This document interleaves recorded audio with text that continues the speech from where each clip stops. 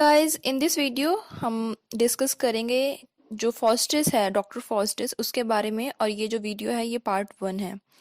Doctor फॉस्टिस के ऊपर summary की या फिर उसके एक्सप्लेनेशन की वीडियो ऑलरेडी प्लेलिस्ट में है। इसमें हम डिस्कस करेंगे कि फॉस्टिस से मेनली कौन सा क्वेश्चन है जो बार बार पूछा जाता है।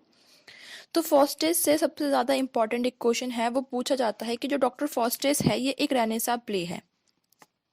क्वेश्चन बहुत बार आता है ये, और बहुत बार फिर मोल्ड कर दिया जाता है, जैसे कि सेम ही क्वेश्चन को बोल देते हैं कि डिस्कस करो फॉस्टिस, एक प्ले है, discuss Faustus as a man of renaissance. या फिर कभी क्वेश्चन आ जाता है कि एक नोट लिखना है रेनेसा कैरेक्टर के ऊपर, फॉस्टिस में दिखाया गया है। या फिर doctor Faustus display the best and the worst of the renaissance. या फिर कभी आ जाता है कि जो फॉस्टिस है, discuss what element of English renaissance are present in the doctor Faustus. या फिर कभी और आता है कि doctor Faustus as a tragedy of renaissance man.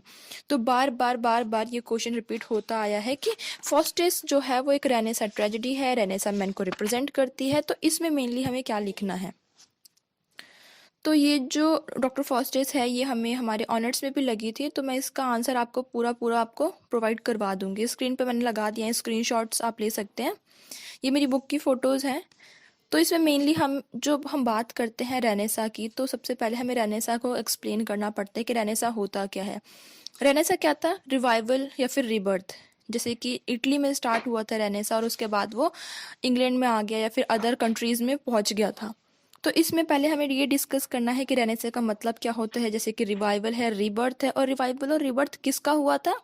ये हुआ था ग्रीक जो वर्क थे उन चीज़ों का, कि जो ग्रीक में चीज़ें थी उस टाइम के जो स्कॉलर्स थे उन्हें पढ़ना स्टार्ट कर दिया गया इंग्लैंड में। अब क्योंकि रेनेसा हुआ, इटली के बहुत सारे स्कॉलर्स वहाँ से भागकर यहाँ वहाँ शिफ्ट हो गए। तो इंग्लैंड में आके जब ये लोग बस गए तो इनका जो ट्रेंड था, कल्चर था, वो इंग्लैंड में भी प्रभाव करने लग गया, उन्हें इन्फ्लुएंस करने लग गया, और स्कॉलर्स ने उन्हें पढ़ना स्टार्ट कर दिया। तो रेनेसा में क्या क्या मेन इसमें क्या क्या क्वेश्चन आते हैं, या फिर इसमें क्या मेन चीज़ें लिखनी है इस आंसर में कि doctor Faustus as a renaissance tragedy है। तो सबसे पहले ये बताना है कि रेनेसा होता क्या है। और जो इसमें अगर मैं डिक्टेट करूँ तो जो इंग्लिश पीरियड था रेनेसा का, वो लीड करता है breaking of medieval knowledge and philosophy, कि उन चीज़ों से हट के कोई नई स्पिरिट थी फ्रीडम के लिए, वो उभरने लगी थी।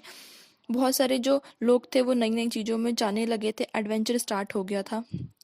और अगर मैं डॉक्टर फॉस्टिस की बात करूँ तो ये चीज़ें जो हैं, ये फीचर्स जो हैं, वो डॉक्टर फॉस्टिस में भी देखने को मिलेंगी। जैसे कि डॉक्टर फॉस्टिस में दिखाया गया है गुड और बैड एंजल के बारे में, कि डॉक्टर फॉस्टिस को कभी गुड एंजल दिखाई देती है, कभी बैड एंजल आके उन्हें वार्न करती हैं। कभी यहाँ पर डेविल्स के बारे में दिखाया, 7 डेडली सिन है फॉस्टिस में। तो ये सारी चीज़ें जो हैं ये मेडिवल एज से इसे करेक्ट करती हैं। और जैसे मैकियावेली का पॉइंट आपको ज़रूर ज़रूर लिखना है अगर रेनेसा का क्वेश्चन आता है तो, क्योंकि मैकियावेली बहुत फेमस वर्क है। मैकियावेली ने एक वर्क लिखा था द प्रिंस, और उसमें उन्होंने बताया है कि जो किंग है वो कैसे अचीव कर सकते हैं अपनी फ्रीडम को, या फिर पावर कैसे अचीव कर सकते हैं। तो ये इंपॉर्टेंट पॉइंट है रेनेसा में लिखने के लिए। आगे इसमें दिखा रखा है कि जो रेनेसा के जो हीरो होते हैं, या फिर रेनेसा के जो उस टाइम के मैन थे, वो क्या करते थे, उन्हें टेम्पटेशन के हिसाब से दिखाया जाता था, कि रिजेक्शन दिखाते हैं वो, कि वो ट्रेडिशनल चीज़ों को रिजेक्ट कर रहे हैं। जैसे कि फॉस्टिस में जो फॉस्टिस है वो भी क्या करते हैं, वो अपनी पुरानी चीज़ों को रिजेक्ट कर देते हैं, और वो चाहते हैं कुछ नया सीखना। तभी वो जाकर लास्ट में नेक्रोमेसी को स्टार्ट करते हैं, मैजिक स्टार्ट कर देते हैं सीखना। उन्हें जो गॉड ने लिमिटेशन दी है वो लिमिटेशन नहीं पसंद आती हैं, और वो चाहते हैं कि वो गॉड की तरह हो जाए, उनकी तरह उनके पास पावर आ जाए।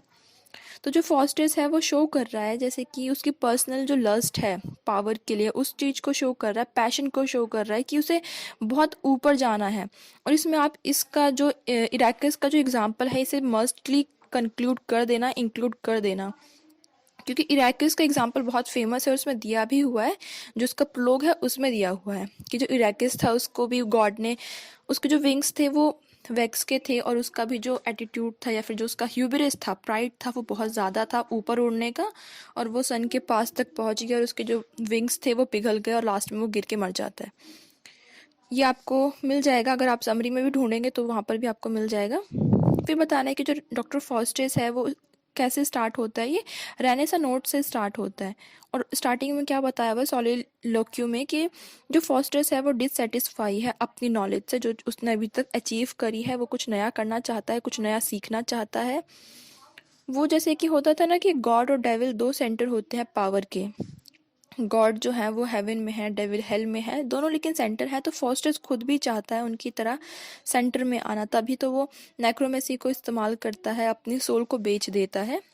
फिर इसमें प्रिंस का एग्जाम्पल आएगा, मैकियावेली के प्रिंस का एग्जाम्पल आएगा, जो कि शो करता है ट्रेडिशन को, मोरालिटी को, कि जो पर्सन है वो इतना ज़्यादा अपने आप को बड़ा बनाना चाहता है, चाहे वो गॉड से अगर ना हो सके तो वो डेविल के रास्ते पर चलकर वो काम करेगा, अपनी इच्छाओं को, अपनी फीलिंग्स को, अपनी पावर को वो अचीव कर ही रहेगा।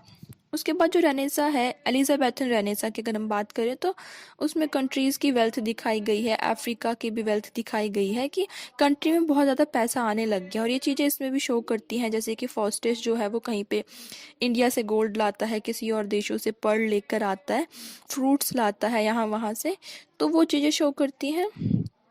और एलिजाबेथन जो रेनेसा था वहाँ पर दिखाया गया था कि सडनली पैशन, ब्यूटी के लिए पैशन बहुत ज़्यादा बढ़ने लग गया था।